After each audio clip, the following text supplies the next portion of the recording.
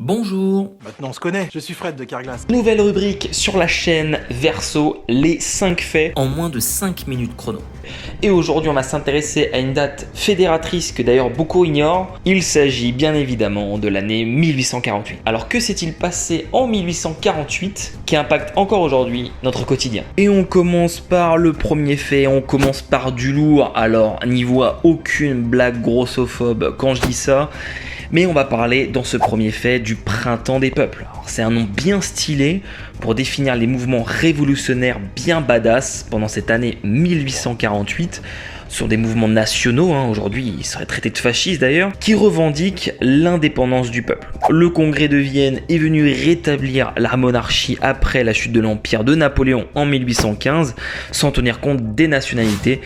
Bien forcément ça le peuple a pas trop apprécié, et forcément ça fait boum. Deuxième fait, c'est la discussion autour du président de la République. Comment le président de la République peut être élu? Alors Alexis Tocqueville défend l'idée qu'un président de la République soit élu sur une durée de 4 ans, inspiré du modèle américain. Il a repris d'ailleurs cette même idée des grands électeurs qui a été rejetée. C'est donc en 1848 que la première élection présidentielle a lieu au scrutin direct et qui élira Louis-Napoléon Bonaparte. Il a été élu à plus de 70% des voix. Et bien comme vous pouvez le constater à travers ces chiffres, les Français sont des super flemmards pour aller voter puisque lors des élections présidentielles de 1848, on constate une abstention aux alentours de 24%. 180 années sont passées et on remarque une abstention de 28% pour les dernières élections en date de 2022. Troisième fait, et là je vais te parler probablement du fait le plus badass, c'est le discours d'Alphonse Lamartine.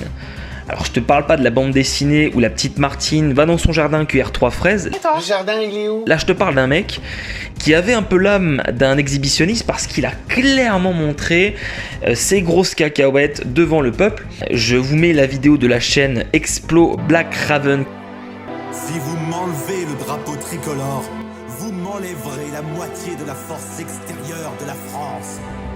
Qui parle du patriotisme de Lamartine, puisque ce dernier défendra le drapeau tricolore sur l'hôtel de ville. Le quatrième fait, et là on parle pas de n'importe quoi non plus, on parle du manifeste du Parti communiste publié le 21 février 1848 et réalisé par Karl Marx et Friedrich Engels qui vont établir les fondations du futur Parti communiste. Alors évidemment, Marx ne doit pas être affilié au dictateur Staline ou ce qu'a été aussi Lénine.